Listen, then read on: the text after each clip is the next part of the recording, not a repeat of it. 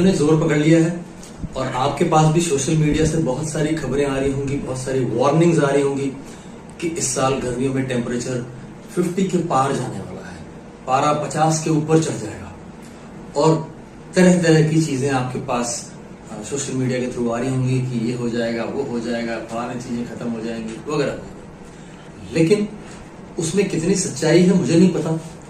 अगर ऐसा होता है, अगर गर्मी बहुत रौद्र रूप ले लेती है, तो हमें अपने और अपने परिवार की सुरक्षा के लिए जो जानना चाहिए उस पर आज हम बात करेंगे। तो आइए। नमस्कार, आपका स्वागत है हेल्थ खजाना में और मैं हूं न्यूट्रिशन गुरु संजीव पांडे। क्या आपको चक्कर आ रहे हैं? क्या बेहोशी सी लग रही है? क्या उल्टियां हो रही हैं? सर में बहुत तेज दर्द हो रहा है?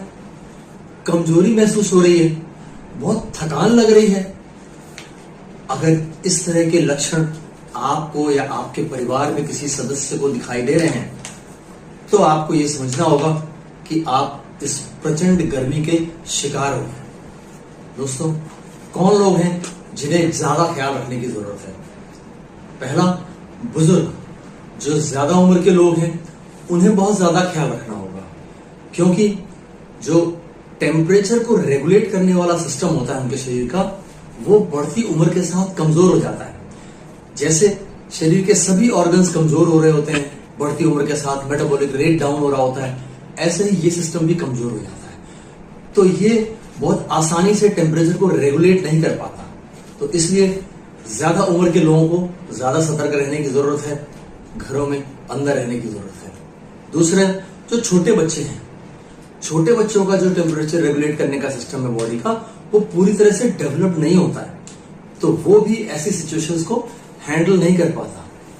तीसरे, ऐसे लोग जिन्हें कोई क्रॉनिक मेडिकल कंडीशन है, हार्ट पेशेंट्स हैं, डायबिटीज के पेशेंट्स हैं, ऐसे लोग जिनको कोई बीमारी लंबे समय से चल रही है, उनका भी जो है वो टेम्परेचर रेगुलेट करने वाला सिस्टम बॉडी का कमजोर हो जाता है, जैसे उनकी बॉडी के बाकी सारे ऑर्गन्स कमजोर हो जाते हैं लंबे मेडिकेशन की वजह से।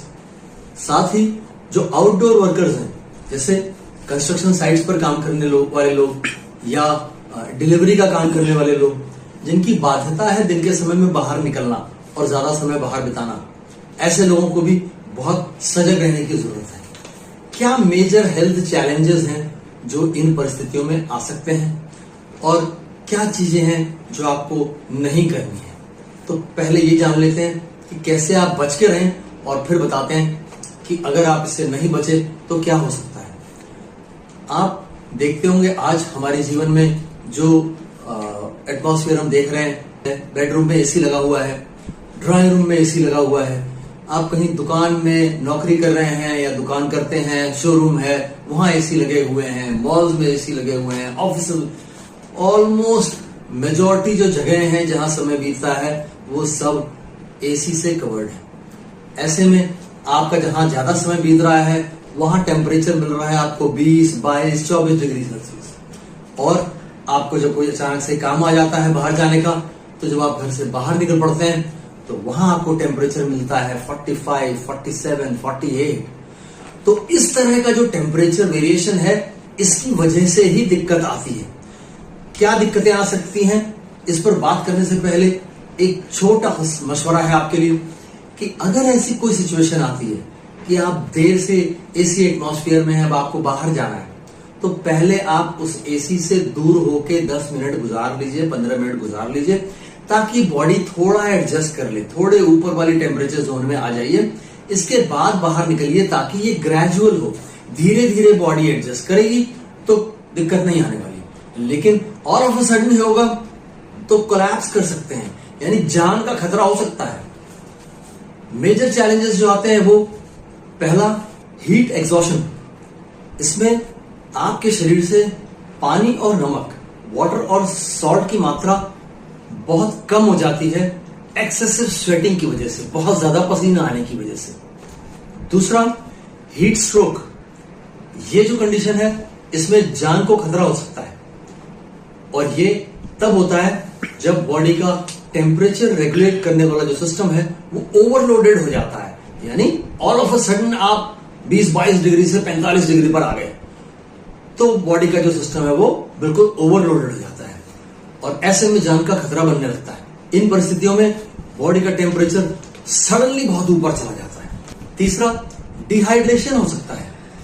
शरीर से अचानक से इतना फ्लूइड लॉस हो जाए जितना वो ले ही नहीं सकती, आप उतना पानी के जरिए रिकवर ही नहीं कर सकते जितना अचानक से लॉस हो जाता है।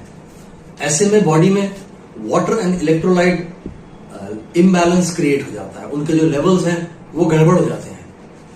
और चौथा, हीट क्रैम्प्स। ये जो हीट क्रैम्प्स हैं ये बेसिकली मसल क्रैम्प्स होते हैं जो कि एक्सेसिव स्वेटिंग की वजह से, लॉस ऑफ इलेक्ट्रोलाइट की वजह से आते हैं। और पांचवा, सनबर्न। ये जब आप सूर्य की रोशनी को एक्सपोज होते हैं और बहुत हाई टेम्परेचर्स होते हैं तो बहुत ज्यादा हाई अल्ट्रावायलेट रेडिएशन का एक्सपोजर आपकी स्किन को मिलता है, जिससे स्किन में कभी कभी इरिवर्सिबल डैमेज हो जाता है। तो ये कुछ चैलेंजेस हैं जो आपको इन परिस्थितियों में आ सकते हैं, लेकिन ये सिर्फ जानकारी के लिए है। जो ज्यादा जरूरी है, जो आपको करना है, वो ये कि आपको अपने आप को और परिवार को इन परिस्थितियों से बचा के रखना है। लेकिन अगर कोई ऐसी चूक हो जाती है तो आपको जल्द से जल्द मेडिकल फैसिलिटीज तक पहुंचना होगा या जिसको हुआ है उसे पहुंचाना होगा, क्योंकि ऐसे में इमीडिएट मेडिकल हेल्प की जरूरत होगी और मेडिकल सिस्टम ही वो आपको इमीडिएट हेल्प दे सकता है। दोबारा मिलते हैं अगले वीडियो में, तब तक के लिए स्वस्थ रहें, मस्त रहें। जय हिंद। अगर जानकारी अच्छी लगी हो तो चैनल को सब्सक्राइब जरूर करें, वीडियो को लाइक करें और अपनी राय कमेंट्स में अवश्य दें।